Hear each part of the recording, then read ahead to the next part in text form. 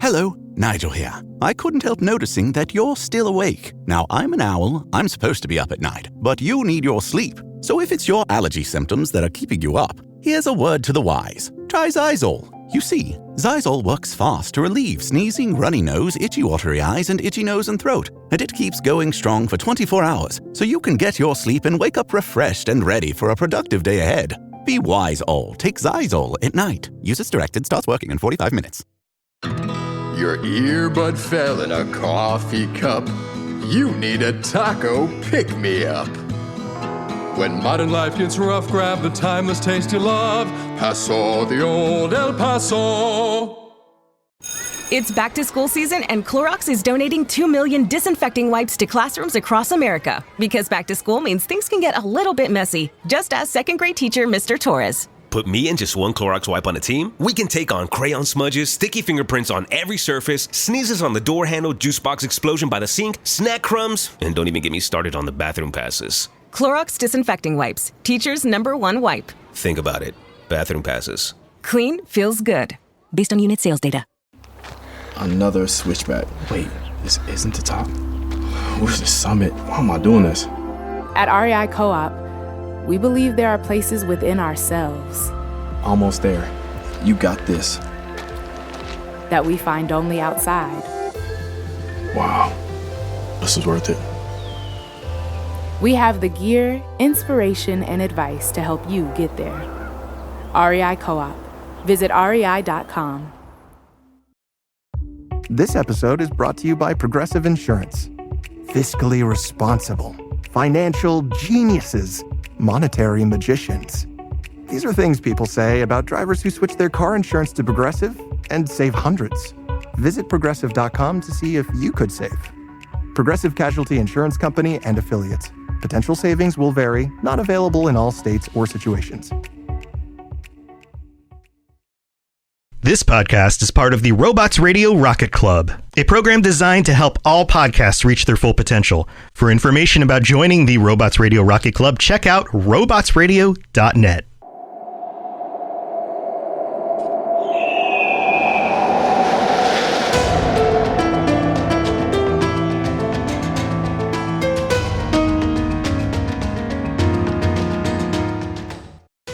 Hello and welcome to the Assassin's Creed Lorecast. We are so excited to bring you this show. Our podcast is all about unraveling all of your favorite mysteries from the Assassin's Creed games. Each episode we'll be talking about a different topic in the Assassin's Creed universe.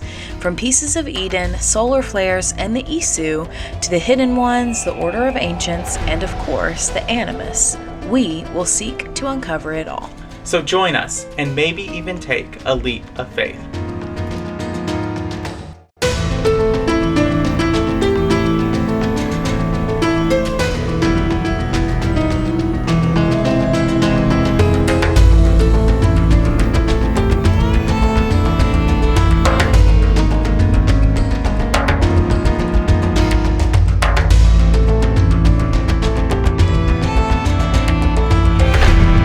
Hello and welcome to the Assassin's Creed Lorecast. My name is Shelby. You can also call me She-Cup, and I'm one of your co-hosts for this show. And today I'm super excited to be here with my other host. Yeah, I'm Austin, also known as Teacup, and I am excited to bring this topic to you. So I may have heard through the grapevine of our show notes that this is the last Pieces of Eden that we're covering for a while. It is the last Pieces of Eden that we're covering for a while. We have a couple pieces that we have not covered that are kind of offshoots or like specific pieces of subgroups of Pieces of Eden. But this is really kind of coming to the close. And we're talking about 2 today. Well, I'm kind of sad. It's a momentous occasion. We'll just have to wait to see what Mirage brings with new Pieces of Eden. Yeah, I feel like there will definitely be something. I don't think it's an Assassin's Creed game if there's not a Piece of Eden in it. I agree. Has there ever been an Assassin's Creed game without one? I don't think so. There is one that we have not talked about. that is the piece of Eden from Assassin's Creed Rogue. But I am not really sure how to tackle that one, and we may just end up tackling about that when we talk a deep dive into Shay's character. Why are you unsure on how to talk about it? Just because it's weird. Okay, that makes sense. I mean, I get that. But today, we are still in Assassin's Creed Valhalla. I feel like this season has been super duper Valhalla focused. I feel like Valhalla is a very lore-driven game, even though it doesn't seem like it on the surface. So we've been in Valhalla for a long time, I feel like. Yeah, I've said this before. I've said a lot of things about Valhalla, but I do think that if you put it up as an Assassin's Creed game, it is a game about the Isu. I very much agree with that, even though I haven't played it. And so it makes sense to me because the Isu are the ones who are the focus of Assassin's Creed Valhalla, and the Assassins and Hidden Ones kind of take a back seat and are just kind of present for events rather than driving events. And so I think that's why it kind of feels like it's not an Assassin's Creed game, because it's a Isu Creed game, I guess. Right, absolutely. But so we are still in this game. So we're talking about two pieces of Eden that come from Valhalla, and that is Mjolnir and Gungnir, right? Yes. All right. Well, let's just dive right in if you're ready. All right. Well, we're going to start with Mjolnir. So obviously, via pop culture with the Avengers and Marvel being big right now, we know Mjolnir, or as it was affectionately called by Darcy in the MCU, Mjolnir, is the legendary hammer wielded by Thor, able to channel lightning. It gives Thor his powers, and Marvel, whoever be worthy will have the power. And that's kind of like what we think of when we think of this hammer. And that's kind of accurate to Norse mythology, but there's a little more. So I have a little mythology facts that come into there. And one, it has to do with the etymology, or like the origins of the word. And so, like many things that you will find when it regards to mythology, religious beliefs, or other like ancient historical studies, scholars are not in agreement on what is exactly going on right now. That is so shocking to me. I am not being sarcastic at all. Yes. So I thought this was really interesting, though. So I'm not going to bore you all with the different details of different forms of Norse language and how all that works, and other languages influencing the Norse language, because they were, nomadic in a way. So they did interact with a lot of other cultures, and that influenced their language when they were developing. But it has been translated that Mjolnir can mean one of three things: the lightning maker, to shining lightning weapon, real specific. And then this one just kind of came out of left field for me: the grinder. I guess Thor, was really into dating apps. I would not classify Grindr as a dating app. This podcast is PG. That is the PG version of talking about Grindr. We're literally 3 minutes into the episode and have already gotten real off base. It's not even dark outside. It's barely the weekend still as of recording this. I mean, we really went way into left field. You know who would be proud of us? Genesis and Bravada. I was just going to mention them. If you want to talk about the Grindr app more, you can go check out the Two Girls One Ship podcast. Okay. They don't talk about Grindr. Let me be real for a minute. They talk about romances and all of the things that have to do with romances, which is sex, in their podcast. They're amazing. I know for a fact they're going to get into Assassin's Creed relatively soon. So this is the shout out. Go take a listen into their podcast because they're awesome. But don't misrepresent them, Austin. I'm just saying, they have mentioned Grinder way more than we ever have. I don't even think they've ever mentioned Grinder on the podcast. Know. You know what? Sure. Cut this conversation out. I will do no such thing. Anyway. So that's all the... Well, no, I have one more in mythology. The other thing is, in Norse mythology, the hammer was said to also grant blessings to the user, which is also why you would see it often depicted as necklaces or emblems in Norse and Danish culture, because it was a symbol of blessing.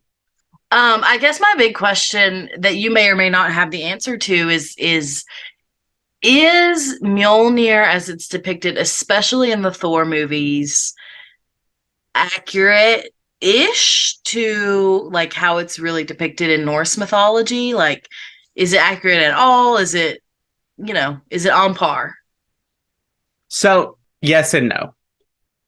Because we're talking about a mythology much like the Roman mythology or the Greek mythology that spans thousands of years and develops over time and changes, it depends on, when you're talking about in Norse mythology, on what Mjolnir does. And even if Mjolnir exists at all, it's mentioned in a couple of epics and poems related to Norse mythology. And one thing that we'll talk about, especially when we get to our next weapon, Gungnir, that's what it is.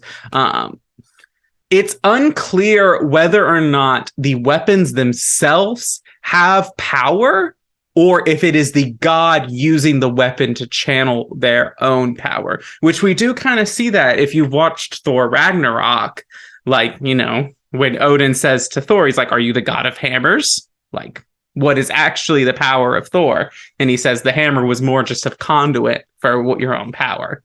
And so... Right, and I also think you see that with the whole ideology behind Thor's hammer in Marvel, that you're only able to pick it up if you're worthy.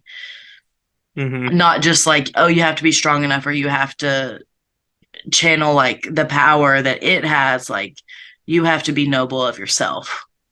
Right. And so yes and no.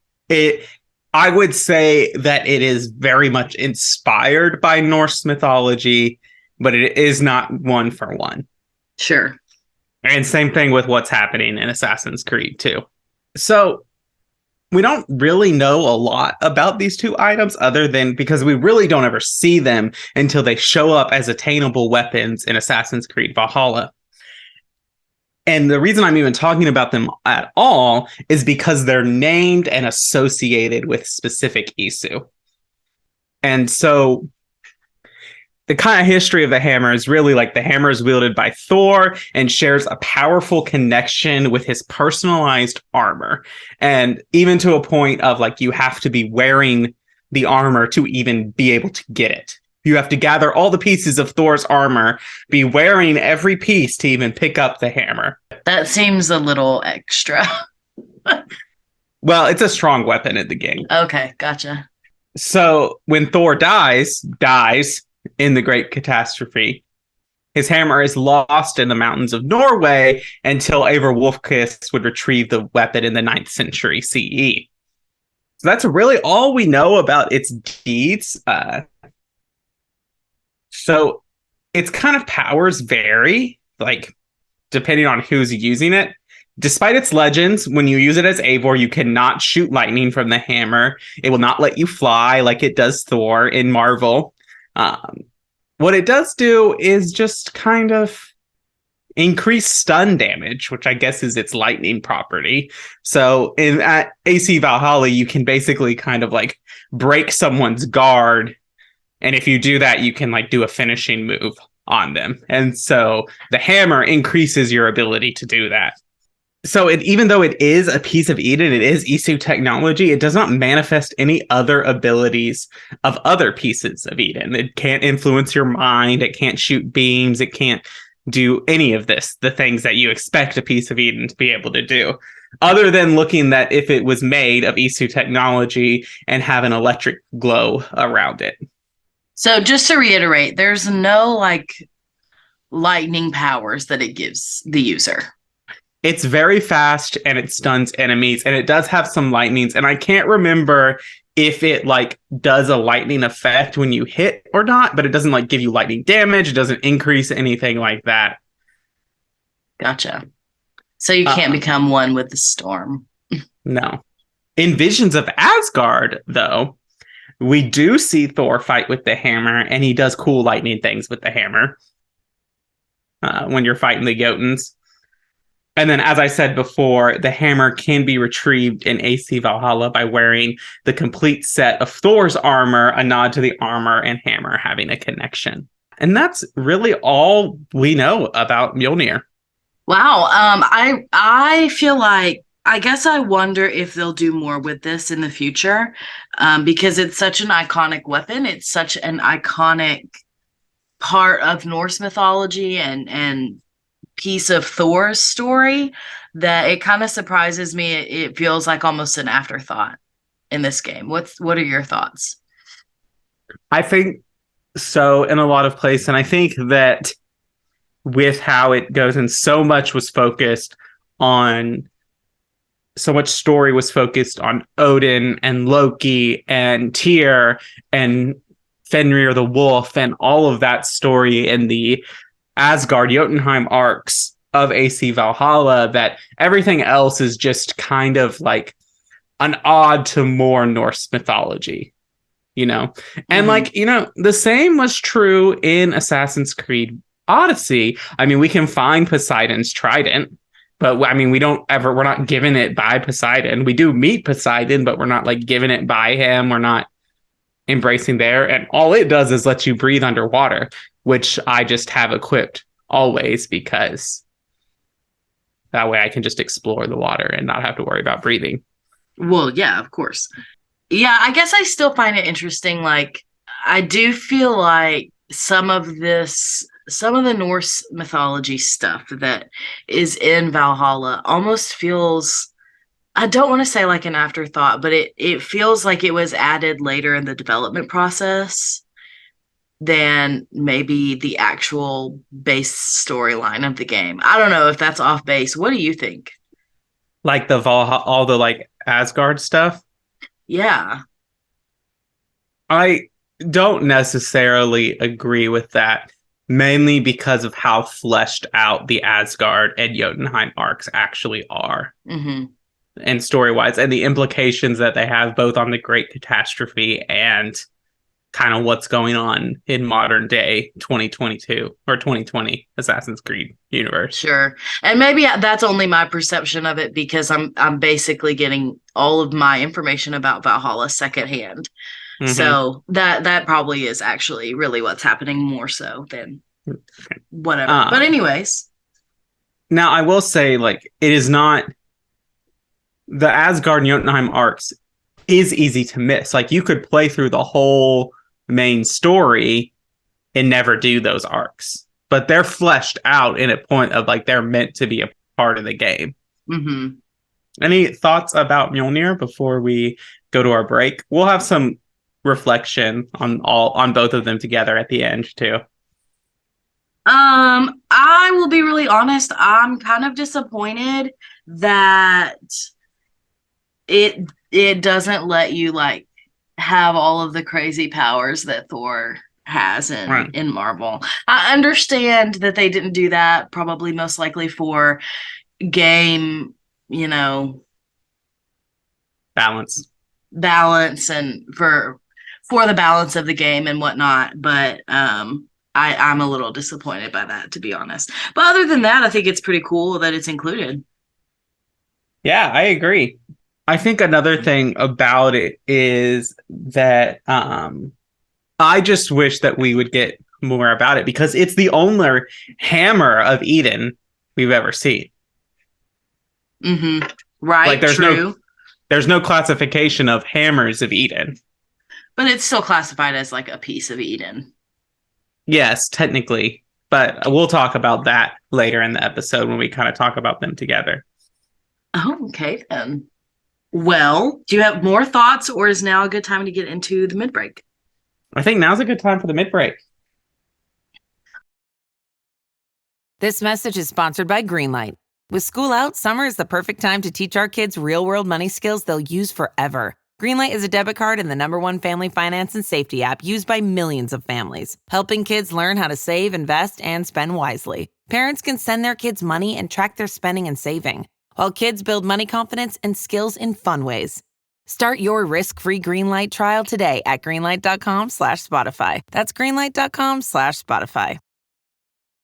This episode brought to you by MGM Plus. From executive producer Stephen King and an executive producer of Frog comes The Institute, a chilling new original series from MGM Plus. Kidnapped and trapped in a sinister facility, gifted teen Luke Ellis must join other children to fight for their survival. Starring Emmy Award winner Mary Louise Parker, Ben Barnes, and introducing Joe Freeman. The Institute, premiering July 13th on MGM Plus.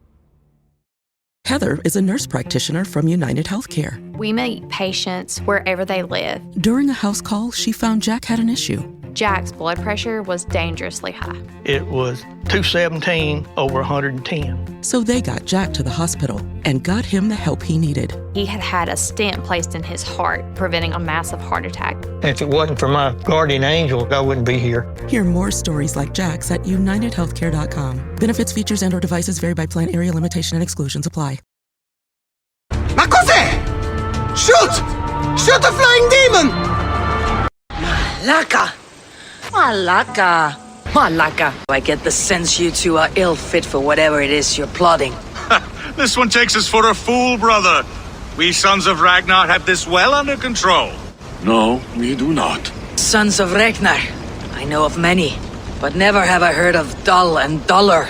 All right. Well, welcome to the break, everyone. This is the time where we talk about all the things that have to do with the Assassin's Creed lore cast and not necessarily the lore of Assassin's Creed. So the first thing I have to plug is that the best way to support us, the thing that helps us the most, is by supporting us on Patreon. You can become one of our patrons for as little as $5 a month, all the way up to $100 a month if you really want to support us that much and you just love the show that much. That would be great. And so going along with Patreon, one of the benefits of becoming a patron at the $20 tier and up is that you get to come on monthly patron episodes. And those are actually starting this month. The monthly patron episode for February will be recorded on February 17th. So make sure you sign up so you can join us. We'll talk about all your favorite things in Assassin's Creed. And whatever really that the patrons vote on. So definitely sign up before February 17th so you can join us on that evening. And then the next best way to support us if you don't have the financial capability is to leave us a review or a rating. If you leave us a 5-star rating with some good words, we will read that out on the show. I don't think we have any reviews today, so if you haven't left us a review yet, make sure you do, and we'll read it out on the show next time. And then the last thing I have to plug is our Discord server. We have our own server that we run and admin. We talk all about all of our shows, but we also talk about all kinds of video game news and book clubs and funny memes, and we share pictures of our pets, and you know the drill by now. I shout us out every week. So it's the best place on the internet. If you haven't joined yet, you definitely should. So the last thing we have to talk about is my playthrough of Black Flag, which has progressed nowhere since the last time I updated you all. I'm so sorry. I've been sick this week. I don't know if you can tell. So I haven't had the energy to play video games or anything. So my Black Flag playthrough is at a standstill at the very beginning. Have you even got off the first island? No, I have not. I have done literally the first opening scene. I did the first, it's not even really quest, the first task you're supposed to do. And then I did the second one, I think, and then I haven't done anything past that. So what are you excited about with Black Flag? I am really excited about the pirate theme of it all. I was kind of obsessed with pirates as a kid. So I'm pretty excited about that. I hope there are some good female pirates that we get to meet. Fingers crossed. One, I would settle for one. Probably not by the look on your face.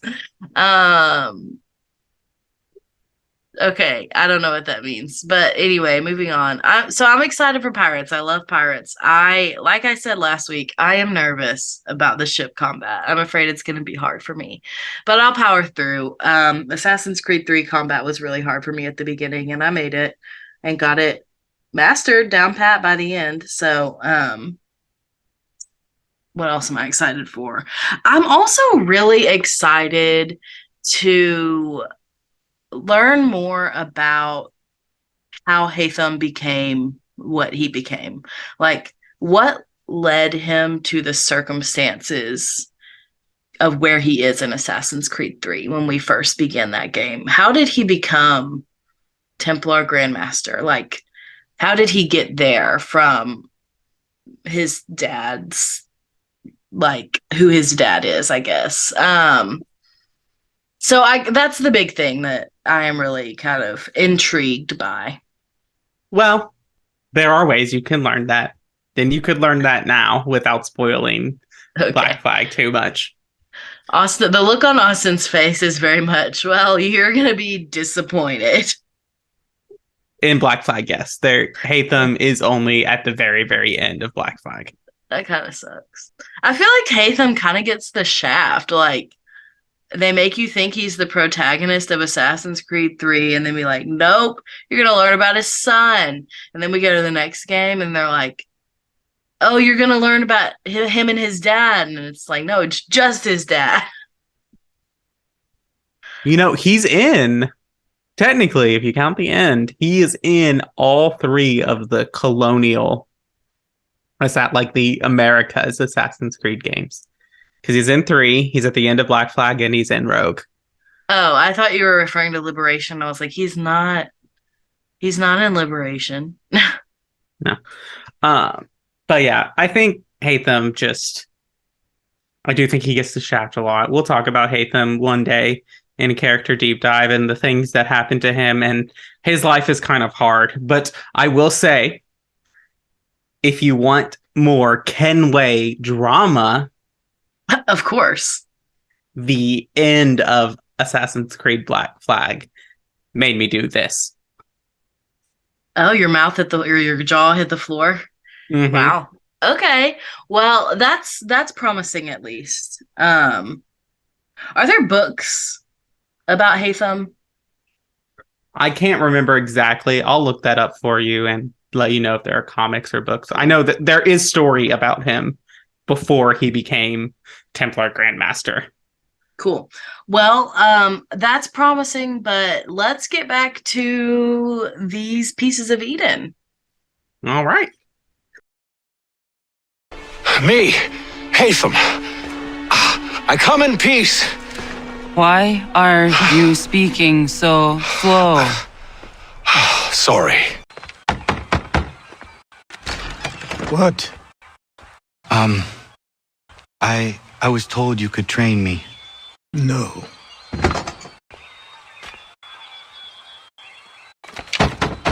Go away. I'm not leaving! Bianca! Bianca! Is everything all right? What do you think? Look at this place. And poor Bianca. If something's happened to her. Aha! Oh, my darling. Thank God you're all right. Ezio, meet Bianca. Bianca, Ezio. Charmed. So that was Mjolnir that we did in the first half of the episode. And so now we're turning to Gungnir, which is Odin's spear. This is the spear that is wielded by Odin. So this one is actually, I think, a little more interesting in Norse mythology because there's so many variations of information around Odin's spear. So in some Norse myths, the spear is said to be carved from wood of the world tree itself. Now, in Assassin's Creed, we know that's not true because the world tree Odin predates the world tree, and it is created because of this great catastrophe and everything. In other myths, the spear is crafted by the dwarves and gifted to Odin, similar to how the Cyclopes craft Zeus's thunderbolt and gift it to him to topple Kronos.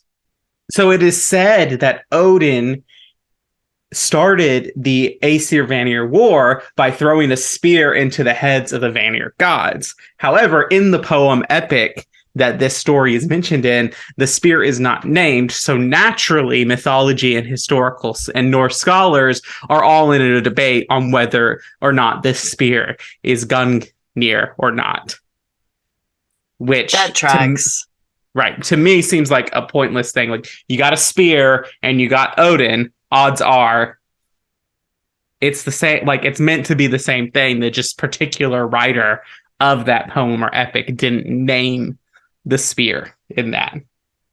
Right. And like 9 times out of 10, this happens because they thought they didn't have to. Like, right. Everybody in that time period would have known, oh yeah, this is Odin's spear. I don't need to explain that. But, hundreds of years later, historians don't take anything for granted. So, which is the correct way to do history, but yeah, for sure, absolutely, not denigrating that at all. It's just funny to me. Right. So there's a lot of things that Gungnir does in Norse mythology, but this is not a Norse mythology podcast. This is the Assassin's Creed Lorecast. And so we're not going to go in that, but you can go research that on your own, or I'm sure there are tons of Norse mythology podcasts out there that talk about it. So Odin, in AC history, Odin carried this spear with him from basically the beginning of his kind of reign as the leader of the Aesir to the Great Catastrophe. Like Mjolnir, it was lost in the mountains of Norway near an entrance to the World Tree. That's where it's recovered later by Eivor. So I just think it's interesting that the spear is lodged and hidden in the same place as the World Tree, which was like the last place really Odin was before the Great Catastrophe. Well, do you think that's intentional? I do. So the spear also doesn't have any special like Spear of Eden powers, and it doesn't have any kind of like other like spear or staves of Eden powers that are going on right now. And so, but it does do a weird power where it basically projects a force field around it, and that extends the reach of the spear, basically. That's interesting. Like in Norse mythology, it is unclear if the spear had power itself or if it is Odin just used his godly powers to amplify the spear. But in AC Valhalla, in AC universe, both Mjolnir and the spear are crafted of Isu metal, similar to Swords of Eden and Staves of Eden and Apples of Eden. It's the same kind of metal that is used there. So that's... Oh, go ahead. Is that different from Mjolnir, or is that the same? That's the same as Mjolnir. Gotcha. That's really interesting that they would kind of like... I mean, I get why they would make that distinction, because it allows them to connect it to the Isu.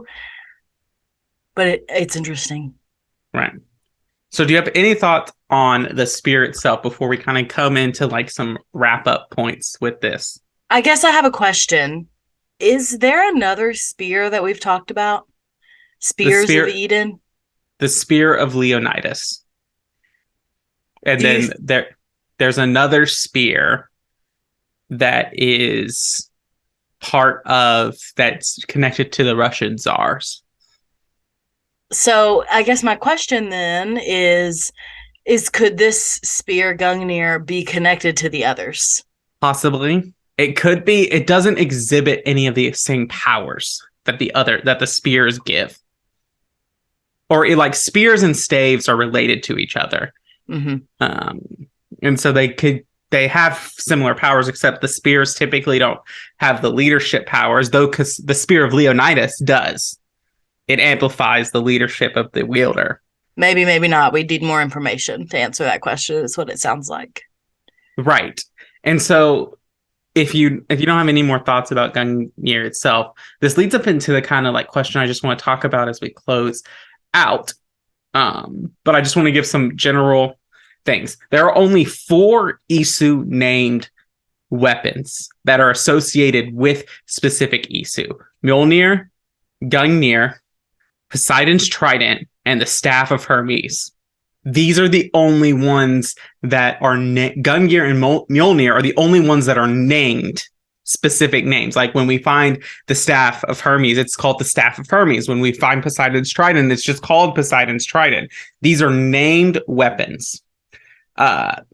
Compared to other pieces of Eden that we talked about, these specific artifacts seem weak as heck. They don't seem that powerful. And so this leads me to kind of like our final discussion question, which is like, are these really pieces of Eden, or are they just Isu weapons that became famous because they were used by particular Isu? Yeah, I was actually going to ask that question at the end. Like, to me, these don't have any special powers, which is kind of where I was going with my question about Mjolnir. Like, it doesn't let you, give you access to lightning, and it doesn't let you fly. It doesn't give you any of these kind of supernatural powers that we're used to associating with pieces of Eden. So I guess I was wondering if you thought that was intentional, or if you think it's just like a byproduct of, we've kind of exhausted all the ideas for pieces of Eden and these are the ones we have left over, or if there's something else entirely that's happening with it. I think that this is what happened. They were making this game and they said, oh, it's Viking related. We're going to have a heavy Norse mythology theme. We're going to have like Odin and all this like Isu stuff going on.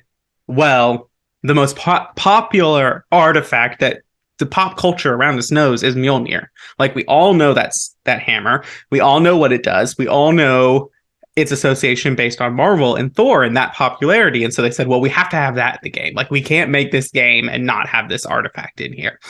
And they said, well, we're focusing on Odin, so let's put Odin's spear in there too, and we'll make those obtainable weapons. And then, gameplay and design takes it from there, and they make it to how it looks, and then its power, so it's not too upsetting to the like game economy and balance and combat, and all those things go into that. But I really think it was just let's have some Norse things, and we pick these two, and so everyone else figure it out. Right. And so then there's like not a lot of writing codex entries that go along with that because they're obtainable items. Like, it's a one and done kind of situation. Right. And so I think that this point, like, and if we compare it to other pieces, other like Isu weapons that we can get in the game. So there's 2 others that we can get. We can find Excalibur, which is a great sword, and we can find a bow called Nodin's Arc. And both of those are extremely more powerful than these 2 artifacts that present itself. Now, I know there's going to be metagamers and power gamers out there who are going to go, well, Austin, spears are the most OP weapon in AC Valhalla. And I know that. But if you take it from like what it does from like a gameplay mechanic, like, you feel more powerful when you wield Excalibur than you do Mjolnir or Gungnir. Like, when you wielding Excalibur, it does what a Sword of Eden is supposed to do. So I guess my question follow up to that is this Excalibur and the Arc that you mentioned, are they both obtainable in Assassin's Creed Valhalla as well, or somewhere else? Yes. So you're saying all 4 of these Isu weapons are all in Valhalla. So is this like a new category you feel like they're trying to create, or just... Well, we know Excalibur was a documented Sword of Eden. So we know that that's classified in the Pieces of Eden sword category. Nodin's Arc, we haven't really seen Bows of Eden. I think it's just a matter of like, it's 2 things. It's let's make these powerful weapons that you have to go through like hoops and stuff to jump to obtain. Because of these weapons, Gungnir is the easiest to obtain because you just walk up and you find it. Mjolnir, you have to find all of Thor's armor pieces, which require you to beat 3 very, very hard, like, ghost bosses and very difficult, high-level ghost bosses. And you have to kill all the members of the Order of Ancients. You cannot get it until you cannot get the last piece of Thor's armor until you kill all of the Order of Ancients. That's interesting. I think... Oh, go ahead. And then Excalibur, you have to find these like 12 tablets that are hidden around in tombs and on certain Order of Ancient members. And so that takes a long time. And you've got to hunt that down. And then Nodin's Arc, you can only get if you have Excalibur and you hit a particular rock at sunset. That's random. Yes. Yeah, I feel like your hypothesis that maybe these are Isu weapons rather than pieces of Eden is you're onto something for sure here. Which I think that just goes based on their power output. Like, I wouldn't want one of these over, say, a Staff of Eden or an Apple of Eden, or even just like the Shroud or the Ring of Eden that can protect me from projectiles. You know? Right. This would be the last thing I chose. And I would be kind of sad about it if I ended up with it. Right. So do you have any last things? Because I've got some quotes about it. And then go ahead with your quotes. All right. So I brought the text. Like, when you get the items, this is the text that is associated with the items. So for Thor, it says the legendary hammer that once belonged to Thor, a great being from the precursor race. Only the bravest warriors properly attired can hope to wield it. And then with Gungnir, the legendary spear once wielded by Odin himself, it is said that the fine weapon never missed its mark. Only you could ensure that when using Gungnir that you never missed ever. Right. That would be game breaking, I feel. It would. So, and then Eivor unfortunately doesn't say anything when they retrieve Mjolnir, but there is like a big scene with lightning and then pulling it out. And to find it, you're said to like follow the thunder, which again is a nod to Thor being the god of thunder. But I thought it was interesting that when Eivor finds Gungnir, they say basically a strange place to find a spear like Odin's. Gungnir, is that you? As if like Eivor has an intimate relationship with the spear. Like that's Odin speaking through them. Or almost like the spear itself is sentient. Right. Like it has a life of its own.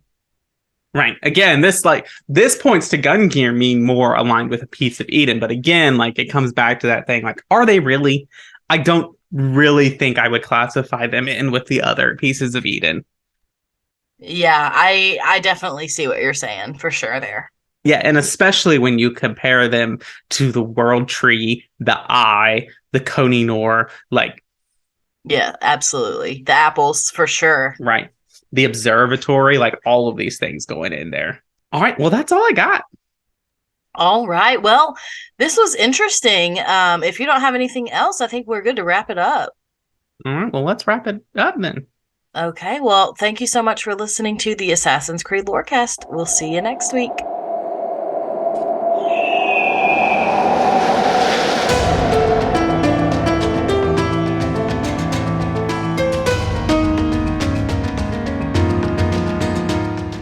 Thanks for listening to the Assassin's Creed Lorecast. You can find us on Twitter at ACLorecast.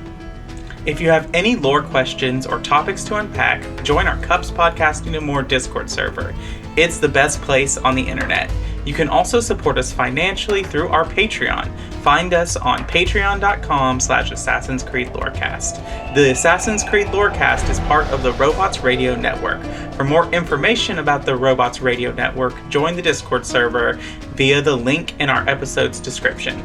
If you enjoyed the show or learned something new today, please subscribe, leave us a review, and join the Patreon.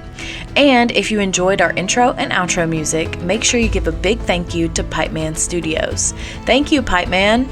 Thanks again for listening to the Assassin's Creed Lorecast. And always remember, Assassins, stay in the shadows to serve the light.